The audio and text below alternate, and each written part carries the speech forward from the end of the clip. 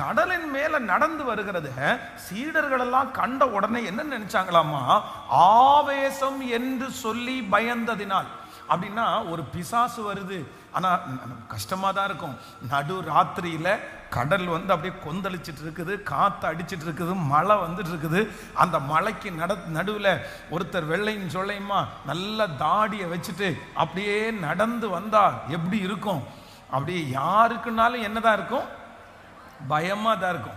ஏன் இந்த பயம் இவர்களுக்குள்ள வருது அப்படின்னு சொன்னா, அவரை குறித்த, ஆண்டவரை குறித்த சரியான வெளிப்பாடு அவர்களுக்கு இல்லை. இது இயேசு தான் வர்றாரு, நம்முடைய தகப்பனார் தான் வர்றாரு, அவர் தான் கடல் மேல நடந்து வர்றாருன்ற அந்த வெளிப்பாடு அவர்களுக்குள்ள இல்லாததுனால அவர்களுக்குள்ள என்ன வருது அப்படின்னா பயம் வருகிறது.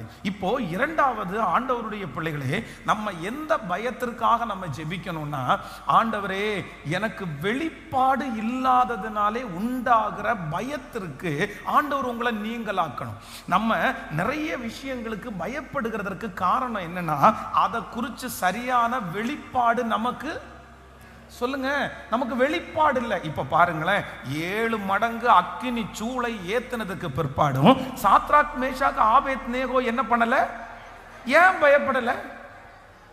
ஏன் பயப்படலைன்னா அந்த நெருப்பை குறித்து அவர்களுக்கு ஒரு வெளிப்பாடு, அவருக்கு ஒரு வெளிப்பாடு இருந்துச்சு. கண்டிப்பா ஆண்டவர் நம்மளை கைவிட மாட்டாரு.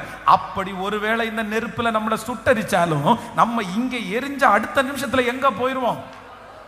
அந்த வெளிப்பாடு கிடைச்சதுனால அதுல பயம் வரல. தானியேலை குறித்து வேதம் சொல்லுது, சிங்க கெபிக்குள்ள போடுறோம்.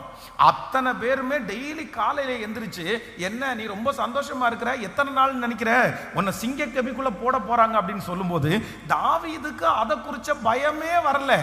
ஏன் பயம் வரல அப்படின்னா, நான் இடைவிடாமல் ஆராதிக்கிற என் தேவன் சிங்கங்களுடைய வாய்க்கு என்னை தப்புவிக்கிறதற்கு வல்லவராயிருக்கிறார். இந்த சிங்க கெபில என்ன போடுறது, என்ன அழிக்கிறதுக்கு இல்ல, கண்டிப்பா இதுக்கு நன்மை தான் இருக்கும். இதன் மூலமா ஆண்டவர் ஏதோ ஒன்றை செய்ய போகிறார் என்கிற ஒரு பெரிய வெளிப்பாடு வந்துருச்சு. இன்னைக்கு நான் இந்த பலிபீடத்திலிருந்து கர்த்தருடைய வார்த்தையை சொல்றேன். ஆண்டவருடைய பிள்ளைகளே, உங்க சோதனையை குறிச்ச ஒரு பெரிய வெளிப்பாடு ஆண்டவர் உங்களுக்கு தரட்டும். உங்களுடைய வியாதியை குறிச்ச ஒரு பெரிய வெளிப்பாடு உங்களுக்கு தரட்டும். நீங்க இப்ப கடந்து போகிற இந்த பாதையை குறிச்ச ஒரு வெளிப்பாடு ஆண்டவர் உங்களுக்கு தரட்டும். ஏன்னா இப்பொழுது நீங்கள் கடந்து போகிற இந்த சூழ்நிலைகள் வந்து அந்த வெளிப்பாடை மட்டும் நீங்க கண்டுபிடிச்சிட்டீங்கன்னா நீங்க பயப்படவே மாட்டீங்க.